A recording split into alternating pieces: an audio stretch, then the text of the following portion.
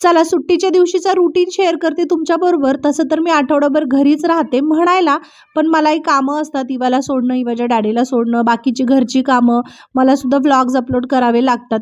पण तरीसुद्धा मी काय करते, इवाबरोबर सॅटर्डे आणि संडे सुट्टी घेते आणि त्या दिवशी कुठलीच शूटिंग वगैरे काहीच करत नाही.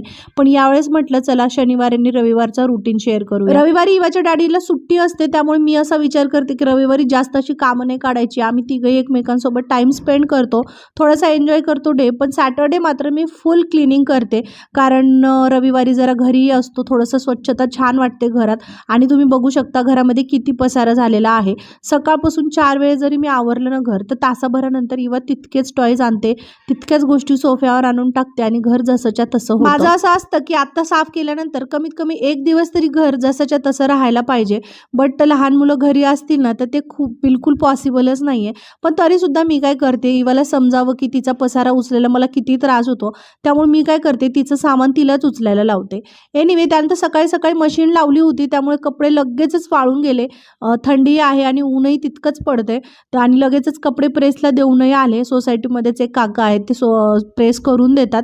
आणि लगेचच आल्यानंतर डायनिंग टेबल आणि टी टेबल साफ करून घेतला. पसारा बघू शकता मॅडमचा, कंटिन्यू काही ना काही त्याच्यावर ठेवल्या जातं. सगळी कामं फटाफट आवरल्या गेली होती. थोडासा वेळही होता, म्हटलं चला अजून एक वेळेस मशीन लावूया, म्हणजे उद्या रविवारी रिलॅक्समध्ये आराम करता येईल. आणि लगेचच मशीन लावली आणि लगेचच वाळूही घातले कपडे. अर्धे कपडे तर मशीनमध्येच वाळतात. आणि असा होता माझा सुट्टीचा दिवस. चला भेटूया उद्याच्या व्लॉगमध्ये. Thank you for watching. Bye.